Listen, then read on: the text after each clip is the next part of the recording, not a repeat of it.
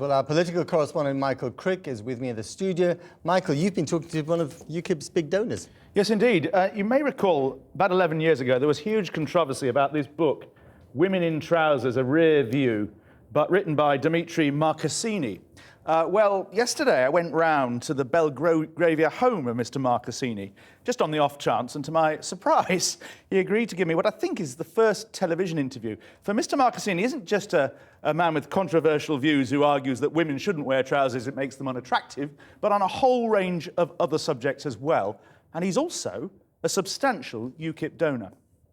Dimitri Marcassini, a now retired Greek businessman, was Ukip's sixth biggest individual cash donor last year.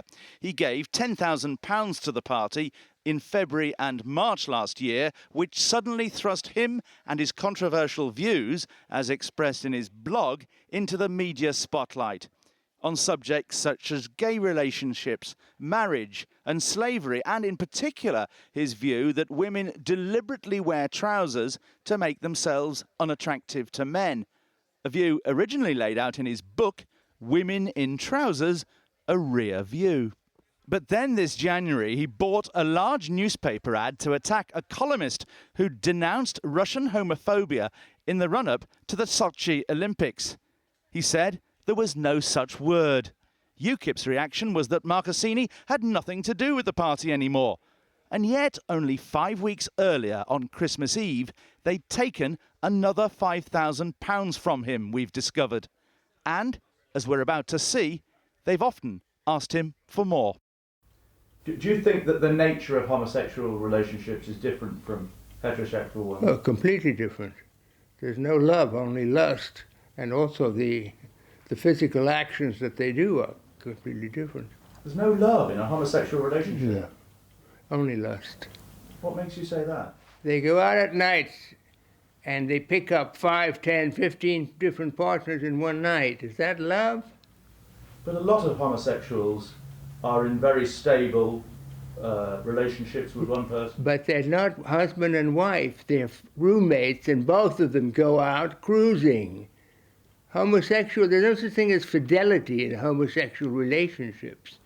They just all go out looking for action. That's the way it is. So do you think women should be banned from wearing trousers? Yes. What, by law? They used to be for thousands of years. Do you know that that until 300 years ago, a woman wearing trousers would be executed? There are several reasons not to wear trousers. The first is they don't look as nice as skirts. The second is trousers don't excite men. Only skirts excite men. Why should women dress to excite men? Because that's the only way the world is going to continue. If they don't, then men are going to stop f***ing them. Do you understand? And may I tell you, with great respect, that the incidence of lovemaking in Western Europe has fallen drastically. What, because women wear trousers? Well, I think that's one factor. Another factor is because women work. But the fact is, if men don't make love to women, the Western world is going to disappear. It's already fallen. The birth rate has fallen drastically. The Germans pay people to have children. The sperm rate has fallen drastically in men, drastically from 75 to 55. To have children, you need 35. You're halfway to not having children. So all these things, the point is women have always tried to excite men because women need to get married. And men don't want to get married, so women have to persuade them to get married. What do you think about the idea of rape within marriage? There's no such thing. And when you get married, you promise to look after the other person for the rest of their life. You certainly don't promise that you're going to put them in jail. So you think when a woman gets married, yeah, or a man for that matter, they are agreeing to have sex whenever their partner wants? Well, naturally, with discretion and consideration when they're not feeling well, etc., etc. But they can't say that they've been raped. You can't have rape if you make love on Friday and make love on Sunday.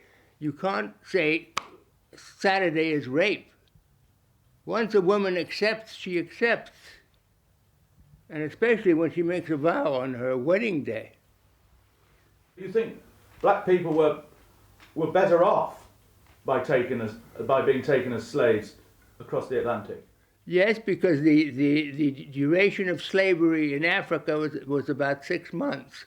And if they went across the Atlantic, the journey was horrific. But if they survived, then they had a much better duration of life and a better life in America than in the Caribbean than they had in Africa.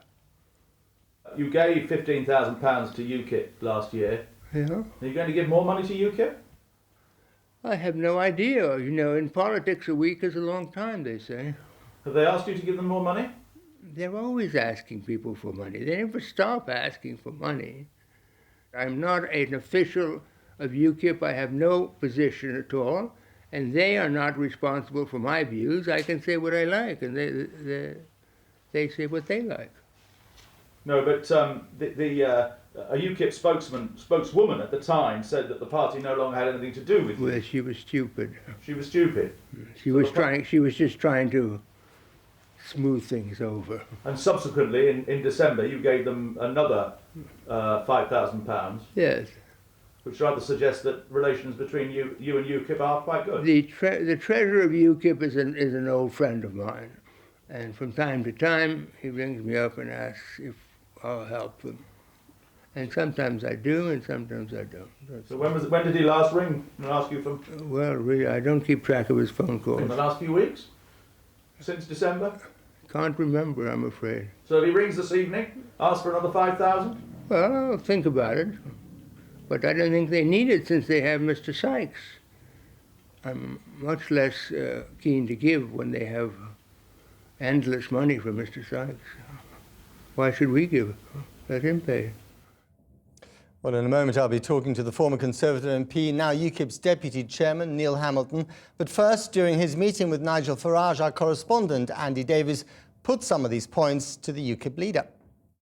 We've done an interview with a man called Dimitri Marcassini, a man who said that women shouldn't wear trousers, that there's no such thing as rape within marriage, and, quote, that black people were better off by being taken as slaves across the Atlantic at the time of the slave trade. Right. Why is your party taken donations from this man? I don't know. You'll have to ask the Treasurer, won't you? I mean, I'm sure he gave money in good faith. The money was taken in good faith. And you could look at... Do you think you should be accepting money from a man with those views? Possibly not, no. But, you know, ask the Treasurer. I don't run everything. But do you know what you've done with the £5,000 he gave your party in December? Oh, yes, I can account for every single penny we've spent in UKIP. What have you done with this money? I might even become the Treasurer, why not?